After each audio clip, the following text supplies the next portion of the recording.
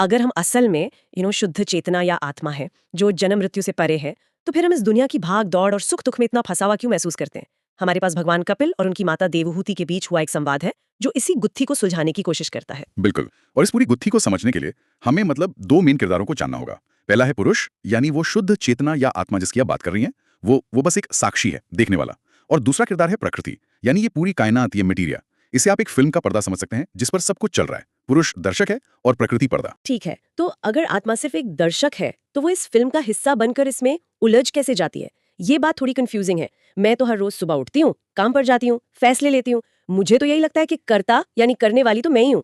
ये सिर्फ देखने वाला होने का एहसास असल में कैसा होगा? यही सबसे बड़ा सवाल है और इसका जवाब मोह या एक तरह के भ्रम में छिपा है। देखिए, होता यह है कि पुरुष यानी आत्मा अपनी मर्जी से प्रकृति के गुणों के साथ जुड़ जाती है और जैसी वो जुड़ती है वो भूल जाती है कि वो सिर्फ दर्शक है।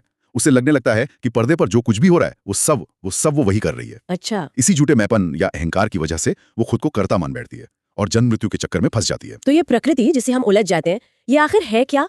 मतलब किन चीजों से बनी है? शास्त्रों में 24 तत्वों की एक लंबी लिस्ट दी गई है जो सुनने में थोड़ी मुश्किल लगती है। हाँ, वो लिस्ट याद करना जरूरी नहीं है। इसे फंक्शन के हिसाब से समझना ज्यादा आसान है। इसे ऐसे समझिए कि दुनिया बनाने के लिए कुछ हार्डवेयर और कुछ सॉफ्टवेयर लगा। हार्डवेयर है 5 महाभूत यानी पृथ्वी, जल, आग वगैरह। फिर इस हार्डवेयर को महसूस करने वाला सॉफ्टवेयर है हमारी 5 ज्ञानेंद्रियां और काम करने वाली 5 कर्मेंद्रियां। और ये दोनों आपस में जुड़े हुए हैं। जैसे रूप को देखने के लिए आंखें हैं और शब्द को सुनने के लिए कान। हार्डवेयर और सॉफ्टवेयर, ये अच्छी एनालॉजी है। तो ये हो गए लगभग 20 तत्व। हाँ। बाकी के 4-5 क्या हैं? बाकी के 4 हैं हमारा इनर मैनेजमेंट सिस्टम, मन, बुद्धि, चित्त और अहंकार। अच्छा। और इन सब के ऊपर एक 25वां तत्व भी है, काल यानी समय। ओह, अच्छा, एक और भी है। हाँ, इसे आप यूनिवर्स का ट्रिगर कह सकते हैं। यही वो शक्ति है जो प्रकृति के शांत गुणों में हलचल पैदा करती है, जिससे ये सारा खेल शुरू होता है।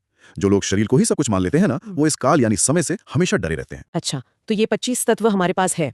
ये सब मिलकर इस दुनिया का ताना बाना कैसे बुनते हैं? एकदम। शुरुआत कहाँ से होती है? कहानी शुरू होती है महत तत्व से। जब परमात्मा ने प्रकृति में अपनी शक्ति डाली तो सबसे पहले ये महत तत्व पैदा हुआ। इसे आप कॉस्मिक इंटेलिजेंस या यूनिवर्स का मास्टर ऑपरेटिंग सिस्टम समझ सकते हैं। Master operating system? हाँ, ये वो पहली सबसे शुद्ध चेतना है जिसमें कोई मैं या मेरा नहीं था। जैसे गंदा होने से पहले पानी बिल्कुल साफ और शांत होता है ना, बिल्कुल वैसा। और फिर इस साफ पानी में पहली लहर कब उठी? जब इस शांत स्थिर चेतना में पहली हलचल हुई।